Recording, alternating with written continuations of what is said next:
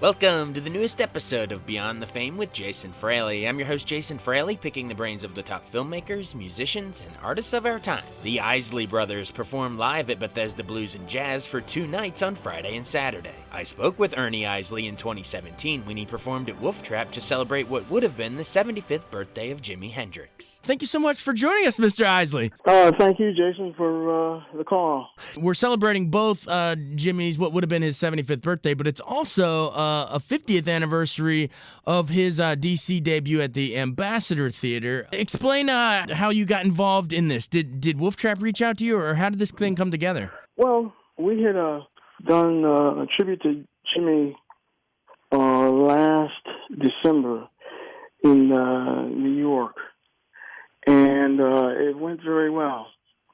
And, you have a lot of folks in the audience observing and all that, and somebody, checked it out and said, let's bring that to another venue. And it turns out that the way things work, that we're able to come down to Wolf Trap here in September. So, they just connected the dots and, pretty much got everyone on the same page. And so we're looking forward to doing this show. That's awesome. Tell our listeners some of the other awesome acts that are going to be on stage with you and how excited you are to play with some of those guys. Okay, off the top of my head, I know there's Fishbone. I know there's Nona Hendryx. There's Vernon Reed. After that, it starts to blur a little bit. That's right. Yeah, but I should be reading off a piece of paper, but it's gonna be quite a few folks, and they can look forward to a dynamite show. That's so cool. I have the set list here, and I see you guys are opening with Fire, which is awesome, and closing with Purple Haze. Explain why you chose to open and close with those, and maybe some of what else we might hear in between. Well, I know that those are two of the original signature tunes from the Are You Experienced album, which was out in '67. 50 years ago. And their signature tunes in reference to Jimmy. Not only did he play them, but he wrote them. And I think it's a good way to, start the party. I know we're going to be doing 2 Isley songs that he when he first got into the studio, period, he was with the Isley Brothers. Mm-hmm. And we're going to be doing Testify, which was his very first recording. He took a guitar solo on it. And there was Move Over and Let Me Dance. So, to be starting off with Fire and then with Purple Haze, that's kind of like the ribbon on a big box of chocolates. As far as his catalog and his music goes. Yeah, absolutely. I think I saw some interview. Was it CBS Sunday Morning or something where you were talking about when you guys with the Isley Brothers, when you first hired Jimmy to play with you guys, and he said his guitar was in a pawn shop and he had to put the strings on. Tell our listeners about that. That first meeting. Well, my brothers were looking for a guitarist because the guitar player that they had suddenly quit. And make a long story short, they tracked down this guy who had a reputation for, playing well. And turns out he didn't have a guitar because it was in the pawn shop. And when they got the guitar out, he didn't have any strings on it.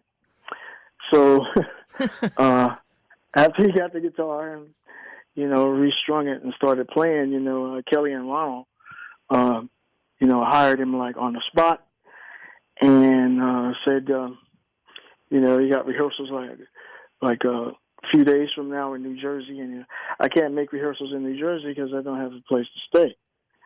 And all right, so that was solved by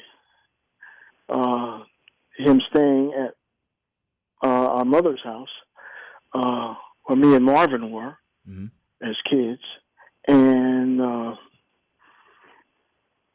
that's where they were. They were on their way to my mother's house, and then Kelly said, the guitar you got's a little scruffy looking, and you're gonna be playing with us. We got to get you a new axe. He's like, really? So yeah. What kind you want? He paused and said, can I have a white Stratocaster Fender? He said, yes. And, oh my God, he was too through with that. So when he came into the door of our home for the very first time, he had a brand new guitar that he just got, that they bought him, and with a brand new case. And Ma's guitar player we just hired is going to be staying in the back room. His name is Jimi Hendrix. Jimmy, this is our mother. Hello, Ms. Isley. And my two little brothers, Marvin and Ernie. Hi. And, he was both a house guest and an employee, and it turns out he was started a band before the first rehearsal was over. And,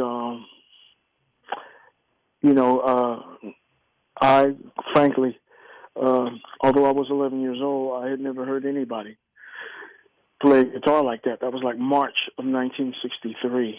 Wow. So before the Beatles on Ed Sullivan. Yeah.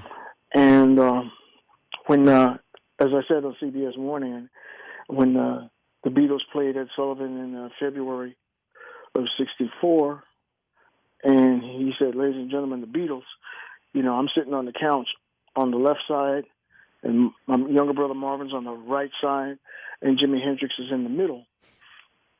Ladies and gentlemen, the Beatles, but there was no clap of thunder above our house. You don't know what the future holds. You don't know who you're rubbing elbows with. You don't know where the music business is going to go.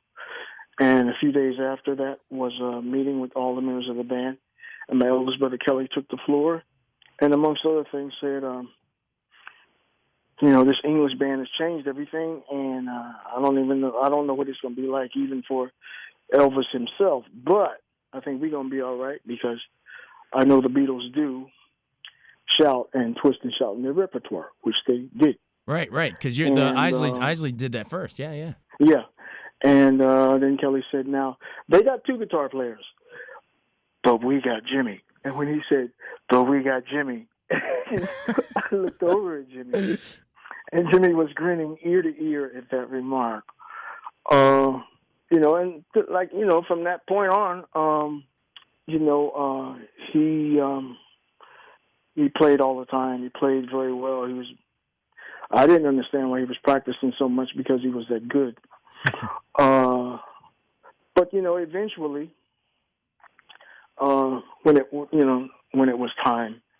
when the time came, he was certainly ready to show his stuff. That's so awesome. And but nobody knew, with the coming of the Beatles that where the music was going to go. And for it to go the way it went with him, we were certainly proud to have his name on the Isley resume, and I know he was proud to have Isley on the Hendrix resume. And of course, if he had been around when that lady came out, he would have probably given me something between a bear hug and a tackle and said, how the hell did you ever learn how to... And I would say, man, I was listening to you in the living room, in the dining room. Yeah. So that's where it started, when you say, I was already experienced in 1963, So I had a jump on everybody. You got this guy living in your home for about 2 years, and but I was not a musician when he, while he was there. I really was not. Neither was Marvin. But the way things go is eventually like the way things go, and it's marvelous to be a participant in this show at Wolf Trap on behalf of my family and me.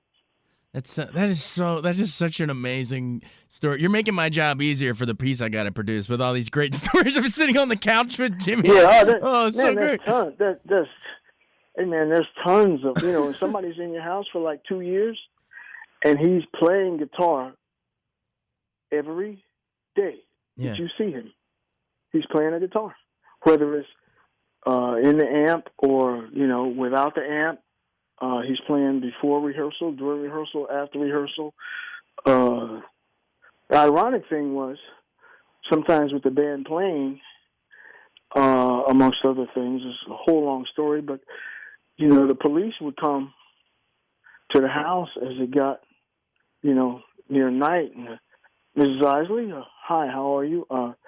We're getting, some, inquiries and complaints from the neighbors, rehearsal, has been going on all day, and, we're standing out here as police, we're hearing a guitar. It's like, yeah, you are hearing a guitar.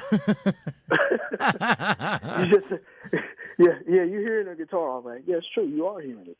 And, it's just like, it's a little late, and I was like, okay, well, you give Jimmy an extra 10, 15, 30 minutes, and then say, okay, now you got to cool it. But he was playing all the time. And if anybody had a crystal ball, you run down there with a movie camera or a Sure. tape recorder or, and wow, much less the Isley Brothers. Right. So, it's just an amazing thing the way that everything has transpired, and musically speaking and career-wise. Was that what made him so great? Just how he, that work ethic and just love of doing it, that he did it all, that he played all the time, or was it kind of sort of a natural gift too, you think? I'd have to say it's a combination of things. First of all, it is a gift, certainly a divine gift, and he was inspired to hear the instrument in a certain kind of way, which was beyond the boundaries of what had seemingly been established. And he could play very well. He could flat out play. And much less if he put in all the showmanship stuff that, I'd see him practicing behind the back or through the leg or over the head or one hand or with his teeth or whatever. And then he would spring that as he was developing it in the live show with my brothers. Come on out here, Jimmy, and show him how it's done. And he'd be like, oh, wow. Right. We didn't know he was going to do that. So it was,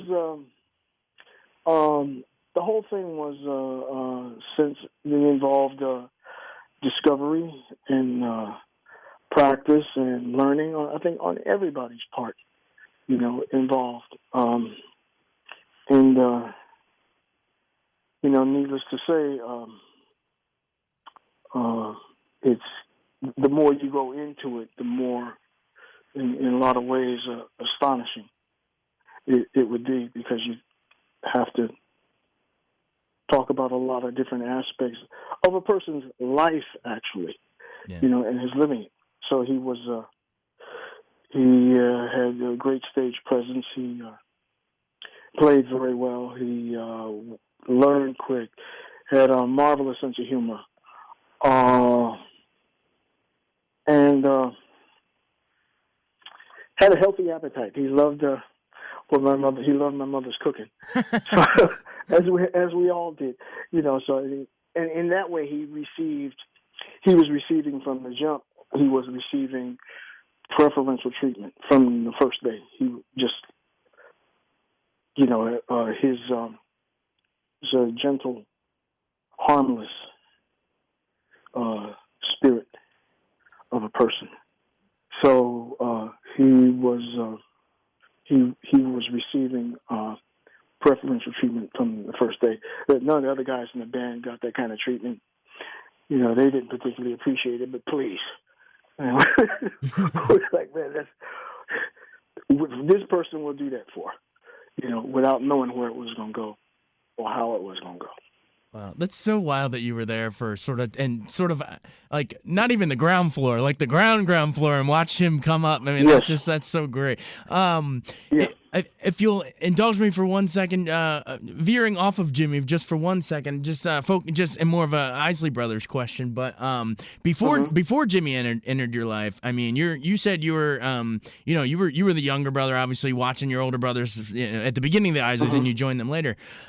Take me back to sort of memories of when your brothers first broke through with, well, you mentioned Shout and Twist and Shout. With Shout? Yeah. Shout was a song. It was an original song written by the Isley Brothers, and nobody, and I mean nobody, could follow them when they did it. Jackie Wilson couldn't follow him. Sam Cooke couldn't follow him. Otis Redding couldn't follow him. Nobody wanted to follow him. Smokey Robinson and the Miracles couldn't follow him. So the Isley Brothers always closed the show because of that song. You can't top that song. Because of that song. No. Now you put Shout and Twist and Shout and Jimi Hendrix playing with the brothers. So forget about it. Don't even bother. Because nobody could follow them. Nobody could follow them. And it's a marvelous thing to know that in their roots, I ran into Paul McCartney a few years ago, and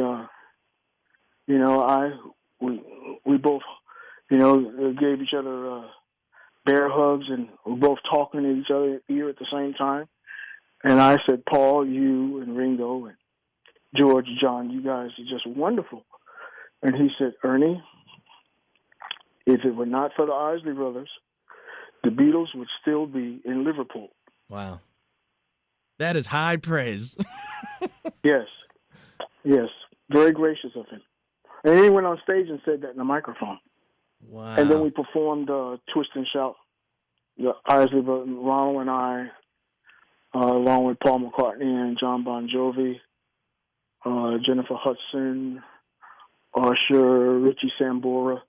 We did Twist and Shout. It's the first time that song had ever been performed by Isley Brothers and the Beatles at the same time. Wow. It was great. That is so. I mean, talk about high praise, and it's nice that he said it to the crowd too. It wasn't just a private compliment too. That's fantastic. Yeah. Oh, that's amongst musicians, we all know what it is. Yeah. So if it was like Jimi Hendrix, it's like he would know what it is. My brother Kelly would have him, if he was around, would have him by our front door, poking him in the ribs, saying, "I told you." Ernie was watching what he was playing, and Jimmy would be roaring with laughter. I told you. You see, Ernie was sitting there, and now he knows how to do it. And Jimmy would just be cracking up. He had tears rolling down his face, be laughing so hard. And you said so, you said he know would. The person. You said Jimmy would be giving you, because once you joined the band and you did that lady, you said Jimmy would be giving you a big bear hug and saying, "Oh, he can do it." Yeah, he'd be saying, like, "How did you ever learn how to do that? Because you never touched my guitar. You never really asked me any questions." Marvin did. Yeah. Marvin would interrupt his practicing, asking questions. Yeah. How do you know Jimmy, how do you know when to change strings in order to get a note? Yeah. And he'd stop practicing and explain that to him, to a 10-year-old. Okay.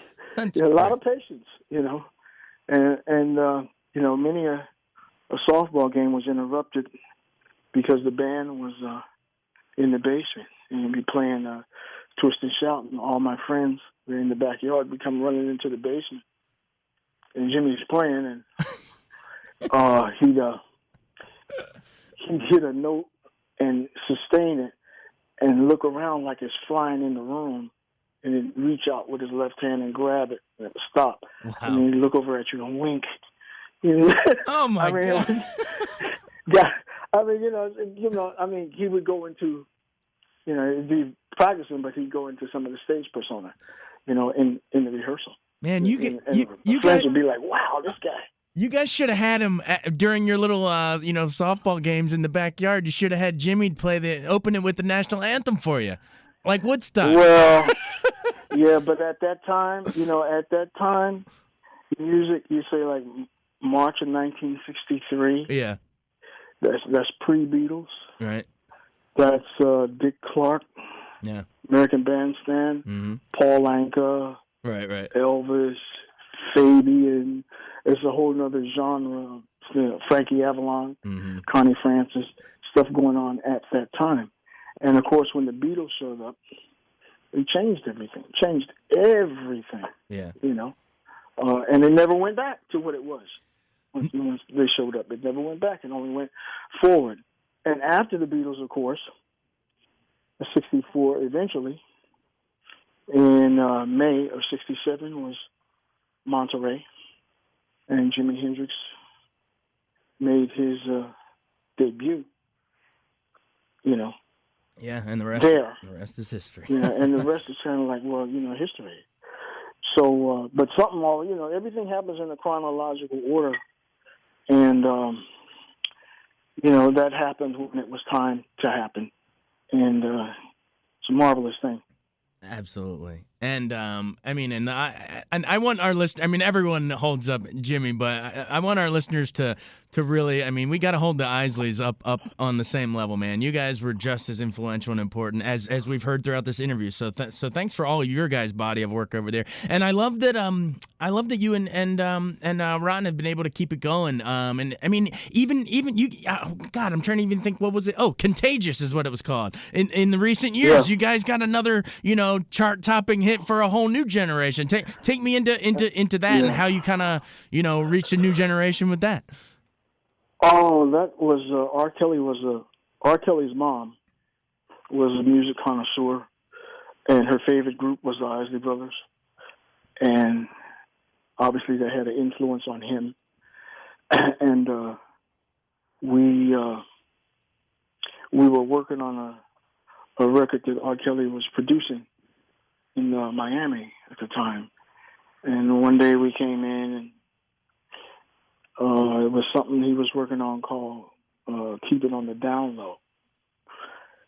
And he paused and said, Ronald, I was wondering if you would, contribute a little something vocally on this track. And Ronald said, yes, I will. And he said, Ernie, I was wondering if you would, play some guitar. Your tone and all that and style on this track. And I said, sure, no problem. And then he started talking about, he had this idea for a video with this character of Mr. Biggs, and he was curious if Ronald would portray it in the video, portray Mr. Biggs. And Ronald said yes.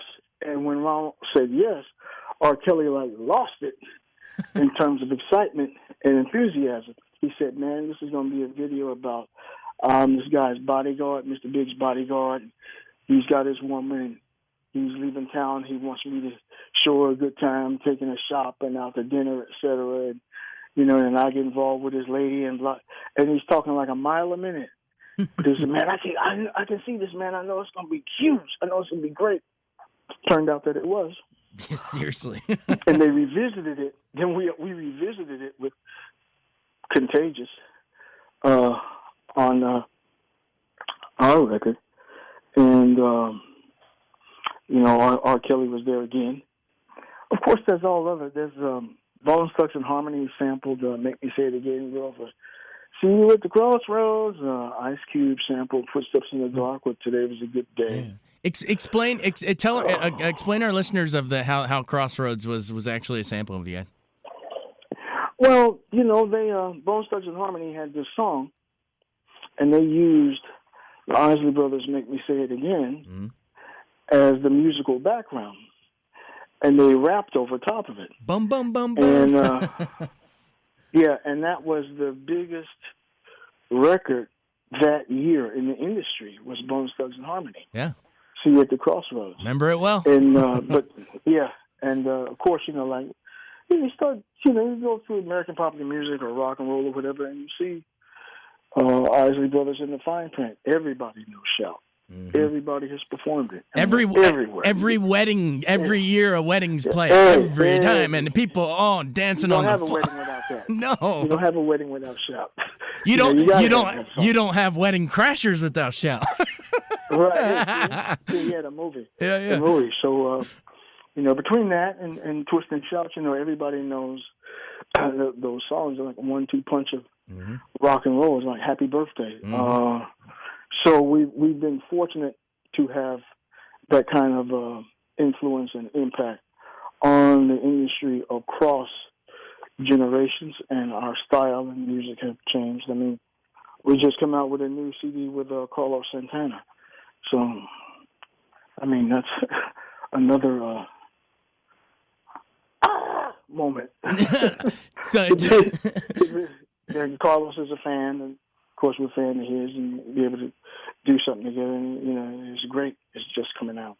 Yeah. So, all that considered, and then we got this thing coming up at Wolf Trap on behalf of Isley Brother house guest and employee, who later on grew into a electric guitar deity, and he made a perpetual, the electric guitar. Once he came on the scene, was never the same. It'll never drift back to whatever it was. Yep. But his contribution is indelible in regards to that. Absolutely. So yeah, we hope everyone comes out and checks out the show on Friday at 8 p.m. at Wolf Trap. Just in closing, why should our folks come out? What gets them there? Why should they come out? Yeah. Well, do you like music? Start with the most simplistic of questions, like, do you like music? Yeah, that's all you need. You come to this thing. You come to this thing and get illuminated, because you'll find out, like, there's fire and there's purple haze, but there's all this other stuff, including, I didn't know Jimi Hendrix's first experience in the recording studio was with the Isley Brothers. Right, exactly. I didn't know that. Exactly. Well, I didn't know that chord that he was playing, the E chord in Purple Haze, that he was playing that on Testify in 1964. I didn't know that. Right. I didn't know that Jimmy was on Move Over and Let Me Dance in 1965. Isley Brothers, that's pre 1967 and pre Monterey Pop. So you come there and get illuminated. Yep. You find out a lot about his journey and his contribution, which is major. Well, there you go. We get entertainment and illumination. I loved it. Thanks you so much for taking the time. I mean, these stories are fantastic. Our listeners are gonna love hearing these. About you growing up and him being in the room and on the couch, and it's gonna be great. So thanks so much. Yeah. Well, thank you, Jason. All right, Ernie Isley on WTOP. Thank you so much. Okay, man. Take care. Thanks so much for joining us on Beyond the Fame with Jason Fraley. Remember to hit the subscribe button and give us a 5-star rating if you like what you hear. We'll see you next time.